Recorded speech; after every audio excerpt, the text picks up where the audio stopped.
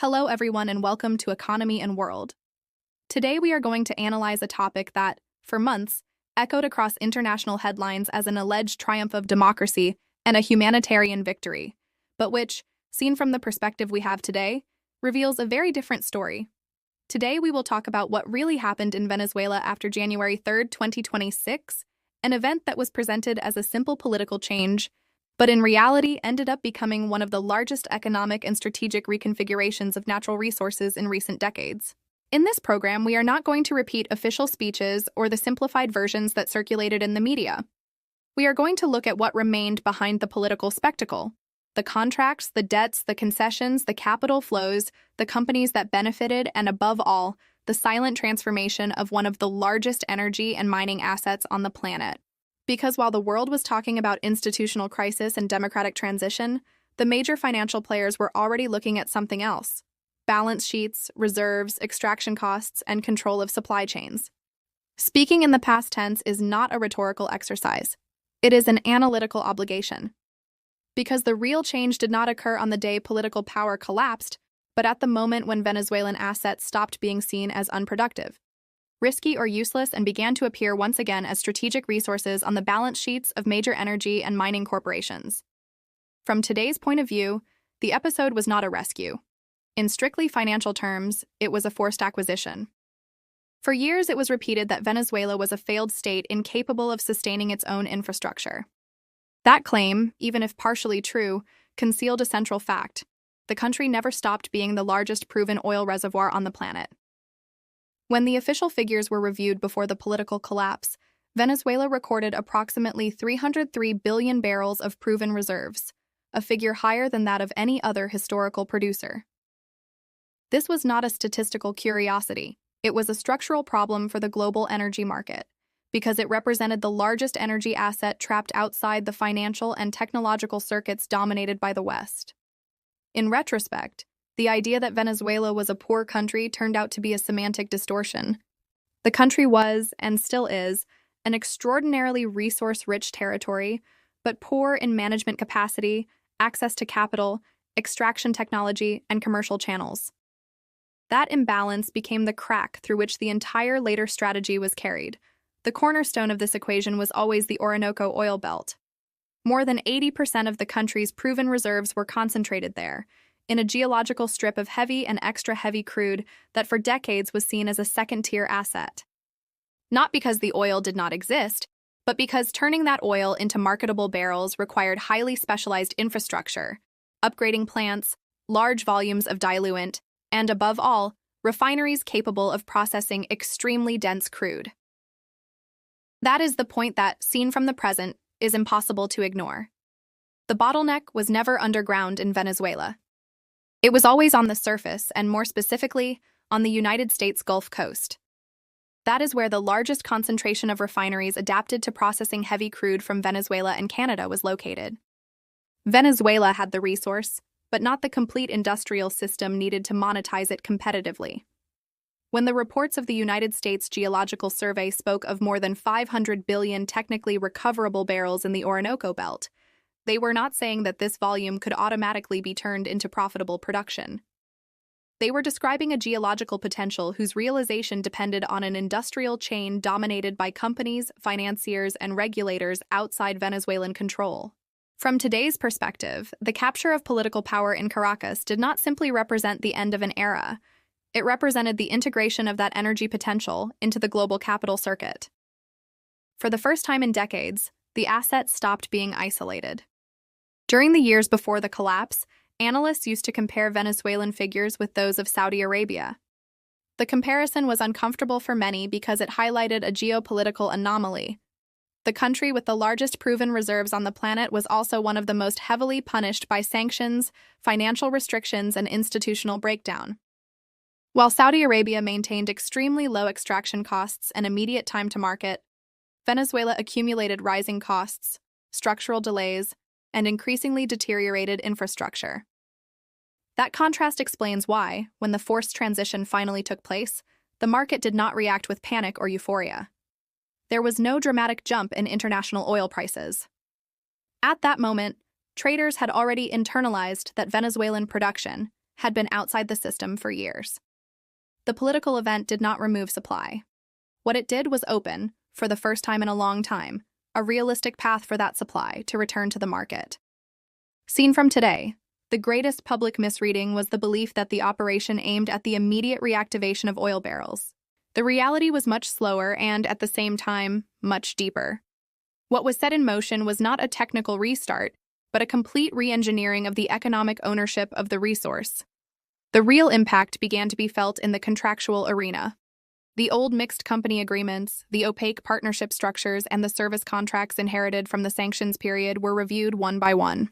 The state company PDVSA, which for years had operated more as a political instrument than as an oil corporation, began to be treated as a financial vehicle subject to audits, liability restructuring, and asset redefinition. That process was, in essence, a concealed privatization carried out under the language of technical assistance, operational recovery, and corporate governance. Oil fields were not openly sold. Instead, economic rights, future production flows, and operational control were transferred through long-term contracts designed to protect new partners from potential domestic political changes. The humanitarian narrative helped legitimize the beginning of the process. The financial narrative was what sustained it over time. But oil was never the only asset at stake. In parallel with the reorganization of the energy sector, studies and projections related to the Orinoco mining arc were reactivated, a vast region in the south of the country that concentrates gold diamonds, iron ore coltan, and a wide range of rare earth elements with high strategic value. The territorial scale of the area, equivalent to more than 12% of the national territory, turned it into one of the largest potential mining projects in the Western Hemisphere. For almost 2 decades, the available information about those reserves was fragmented, irregular, and, in many cases, impossible to verify by independent international firms. That lack of transparency, which at the time was attributed to institutional incompetence and corruption, ultimately became an advantage for those who arrived later. Information asymmetry made it possible to renegotiate concessions based on extremely conservative valuations. From the present, it is clear that the initial undervaluation was deliberate. The goal was not to prove that Venezuela was rich, but to justify why future exploitation contracts had to be granted under exceptional conditions using arguments related to high operational, legal, and security risks. The mining component also became the entry point for a type of capital very different from the traditional energy sector. Companies specialized in critical metals extraction, funds linked to semiconductor supply chains, and defense technology manufacturers began to position themselves around a new asset: the possibility of building an alternative rare earth supply chain outside Asia. This point is crucial to understanding the true strategic scope of what took place. It was not only about reorganizing the oil map. It opened the possibility, in the medium term, of altering the structural dependence of the West on Chinese processing of critical minerals. From this perspective, the political event of January 2026 was simply the unlocking of a geo-economic project that pointed far beyond the fuel market. However, no forced acquisition process can be explained only through assets. It must also be understood through debt. Venezuela's financial situation at the time of the transition was the exact reflection of that strategy. Tens of billions of dollars in defaulted bonds, obligations to Chinese development banks, and commitments to Russian companies were sitting in a legal gray zone that was ideal for renegotiation under exceptional conditions. The total volume of liabilities made any traditional rescue solution unworkable. But it also turned the country into a perfect candidate for a comprehensive restructuring designed from the outside. The real negotiating power was no longer in Caracas. It was in international courts, in regulatory agencies in the United States, and in the offices of major financial law firms. And it was there precisely that the lines between who would lose and who would win began to be drawn. Now we will turn to our colleague, Michael Turner, an economic analyst, to help us understand one of the most sensitive parts of this entire process. Let us now talk about the creditors, the defeated, and those who waited 17 years. From the perspective we have today, the most revealing aspect of the process was not the productive reorganization, but the redistribution of losses. The Venezuelan transition was, above all, a massive exercise in absorbing external bankruptcies. The first major loser was China. For more than a decade, Chinese policy banks, had financed Venezuela through oil-backed loan schemes.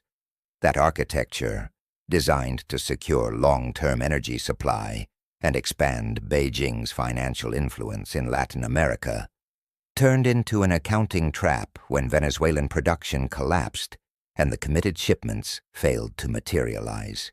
At the time of the transition, a substantial portion of those loans had already been recognized as uncollectible.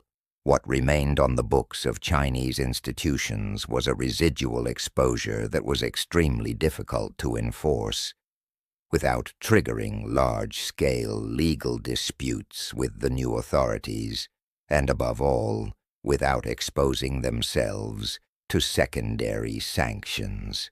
From today's perspective, it is clear that the imposed restructuring left China with no real exit option, either accept massive haircuts or attempt to seize Venezuelan assets in international courts within a financial system dominated by the United States. The choice was purely pragmatic. The second major loser was Russia. Investments by its energy sector in joint ventures with PDVSA, particularly in extra-heavy crude operations, had been running at an operational deficit for years. The lack of spare parts, technological restrictions, and indirect commercial channels to Asia had already eroded the viability of those projects even before the political change. For Moscow, the loss was not primarily financial but strategic. Venezuela had served as its only relevant energy platform in the Western Hemisphere. Under the new regulatory and contractual architecture, that platform effectively disappeared. But the true winners were not states. They were corporations. Two names stood out from the very beginning: ExxonMobil and Chevron. The trajectories of both companies in Venezuela illustrate with surgical precision two completely different strategies of corporate survival under political risk. ExxonMobil was effectively expelled from the country during the wave of nationalizations carried out under the government of Hugo Chavez. The company chose the legal path, activating international arbitration and keeping claims alive for almost 2 decades. That stance, criticized at the time as inefficient, ultimately became a strategic asset. When the transition occurred, Exxon had a fully prepared legal framework to enforce compensation and, more importantly, to claim priority in the negotiation of new contracts. From the present, it can be said that corporate patience was its main competitive advantage. It did not return to Venezuela as a simple operator. It returned as a creditor with the power to shape the contractual design of the new projects. Chevron, by contrast, chose a completely different path. It remained in the country when most major oil companies withdrew. It accepted special licenses, adapted its operating structure to a sanctions environment, and maintained staff and infrastructure even during the most critical years. That positioning, which at the time was seen as a risky bet, became political and operational capital that could not be replicated in the short term. Chevron did not need to rebuild institutional relationships. They already existed. It did not need to map the infrastructure. It had never abandoned it. It did not need to relearn local geology. It had continued working with it for years. From today's perspective, that continuity allowed Chevron to become an indispensable partner during the initial phase of production rehabilitation. Moreover, the operational debt that PDVSA owed to Chevron was transformed into a mechanism for privileged access to future production. This was not a balance sheet rescue. It was a direct conversion of liabilities into economic rights over barrels that had not yet been extracted. The role of Gulf Coast refineries in the United States was equally decisive. Those facilities, optimized for heavy crude, became the natural destination for Venezuelan oil returning to the market. Economic margins did not concentrate in the producing country. but in the refining and commercialization stages. From the logic of the system, the structure was flawless. Venezuela assumed the geological, environmental, and social risks of extraction, while the United States captured the highest industrial value added. This redesign of the value chain explains why the return of Venezuelan oil did not dramatically alter global price dynamics. The key variable was not the number of barrels, but who controlled their transformation. Meanwhile, former holders of Venezuelan bonds found themselves trapped in a deeply politicized restructuring. Payment priority did not follow traditional legal hierarchies, but strategic considerations. Claims backed by the United States government and companies with direct influence in Washington occupied the first seats at the negotiating table. From today's point of view, it is clear that the restructuring was not a neutral process. It was an instrument for reorganizing economic power. That concludes my perspective. We now return to our colleague, Emily. Let us now address the topic of the new model, critical raw materials, and the global precedent. With the advantage of time, it is now possible to understand that Venezuela was not an exception. It was a successful experiment. The most relevant aspect of that process was not the replacement of one government with another, but the validation of a model for acquiring sovereign assets without direct military occupation. The architecture rested on 4 pillars: financial isolation, progressive operational degradation, the accumulation of litigation, and finally, contractual reorganization under international supervision. Within this framework, reconstruction was inseparable from functional privatization. Symbols of sovereignty were not sold. Future cash flows were transferred. The mining component completed the new strategic map. The rare earth potential of the Orinoco mining arc was quickly integrated into national security and industrial resilience narratives. The energy narrative was gradually replaced by a technological narrative. From today's perspective, it is clear that the real prize was not barrels, but the critical minerals needed to sustain the energy transition, the defense industry, and semiconductor manufacturing. Oil was the catalyst. Rare earths were the horizon. The arrival of capital specialized in high-risk mining, combined with chemical engineering and materials processing firms, marked a qualitative shift. For the first time, Venezuela stopped being seen exclusively as a crude exporter and began to be viewed as a potential node within a strategic industrial chain. This shift also altered perceptions of country risk. Not because the political environment had fully stabilized, but because contracts were designed to survive instability. International arbitration clauses, guarantees over future exports, and operational control mechanisms shielded new actors against adverse scenarios. The lesson was rapidly absorbed by the markets. Since then, any country combining high external debt, dependence on strategic commodities, and geopolitical friction with dominant financial centers has begun to be assessed through a new lens, not as a diplomatic problem, but as a potentially acquirable asset at a discount. The Venezuelan precedent demonstrated that prolonged sanctions are not only a punitive instrument.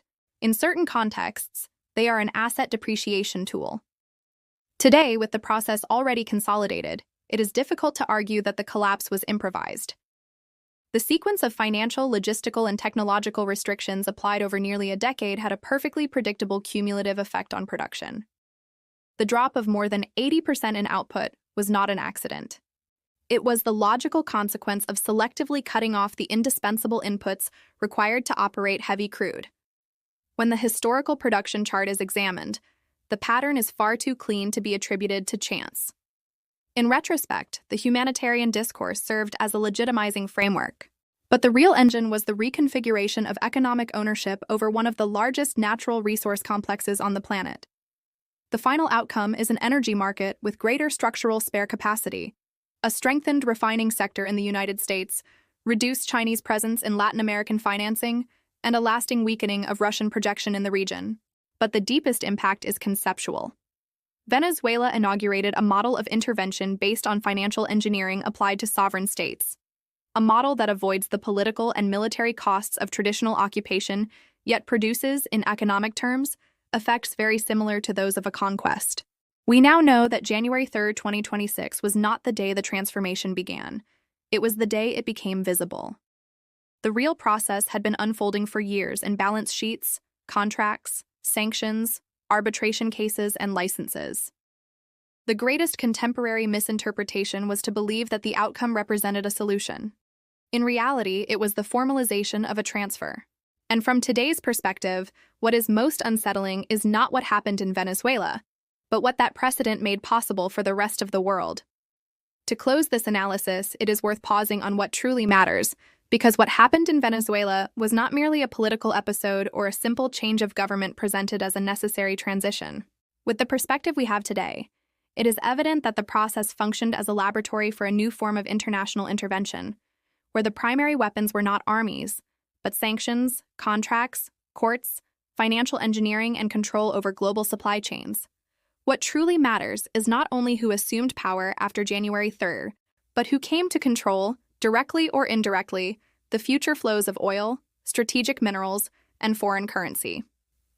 Because in the modern world, power is not measured only in votes or speeches, but in the ability to decide which resources are extracted, who processes them, who transports them, and who captures the final value of every barrel, every ton, and every signed contract.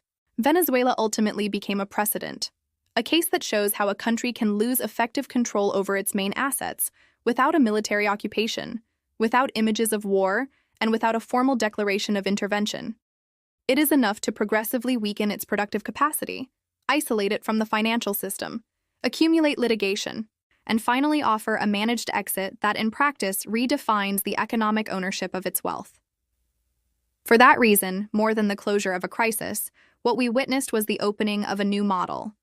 A model that not only reshapes Venezuela, but also sends a silent message to the rest of the world. In the global economy, sovereignty is no longer lost only on battlefields. It is also lost on balance sheets. If this analysis was useful to you and helped you look beyond the headlines, subscribe to Economy and World for more in-depth reports on global economics, finance, and global power.